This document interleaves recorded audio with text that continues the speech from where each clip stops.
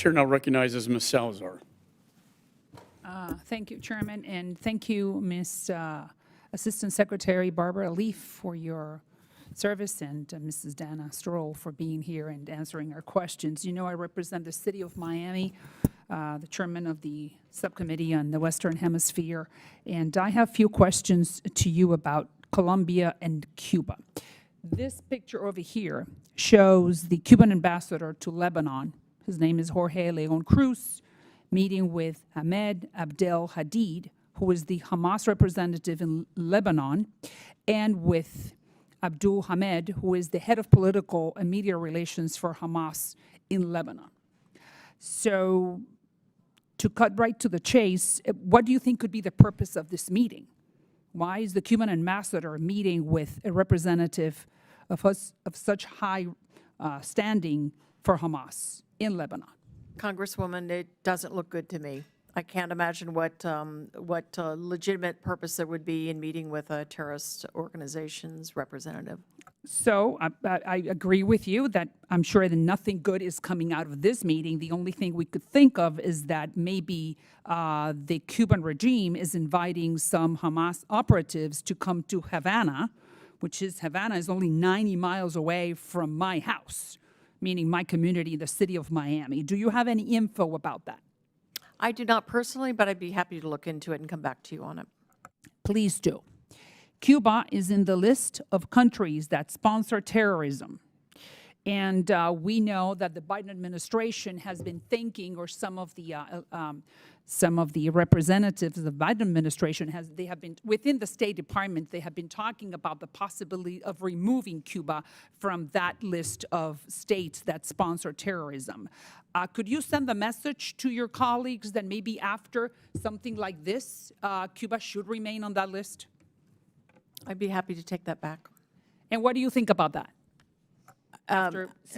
Quite frankly, I have not been following this issue in terms of Cuba, so I don't have an opinion on it, but I'd be happy to take this back to my colleagues.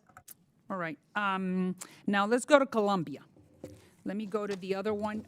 Petro, the president of Colombia, has been, throughout his time in office, he has been talking about Hamas, and one of the comments, and I'm just being pretty rigorous, he compared the Jews to the Nazis at one point. A few days ago, President Petro compared Gaza to Auschwitz.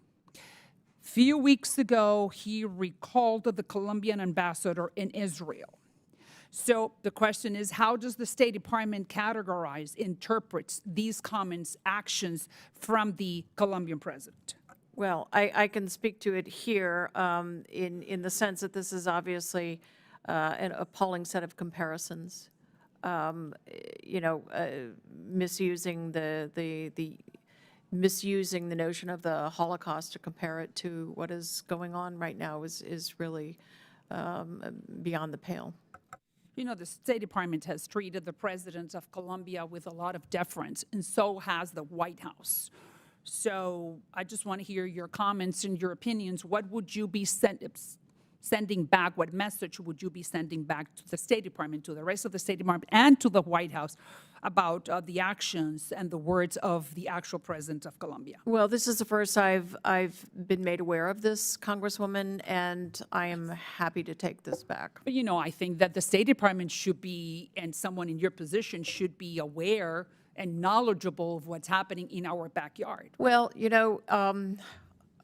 for better or worse, I have a remit in the Middle East that keeps me busy 24/7. So it's been a little bit difficult, especially these days, to look beyond to the kind of dialogue or the kind of discourse. I understand that your job is very big, but I'm very happy that I have brought to your attention the fact that these two countries that are very close to us in our hemisphere are behaving or acting this way or speaking this way. Now, that's the last question. How concerning is it to the State Department that these two governments, Cuba and Colombia, in our backyard, 90 miles away from Miami, specifically the Cuban government is inviting, I'm sure inviting Hamas operatives?